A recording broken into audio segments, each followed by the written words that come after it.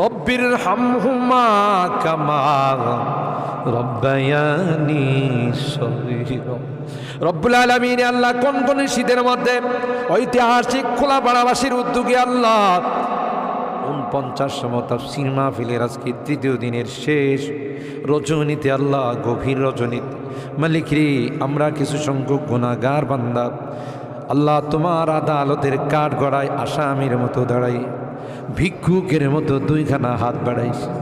এ মালিক, মেহেরবানি করে আমাদের জিন্দেগির গুনাহগুলো মাফ করে।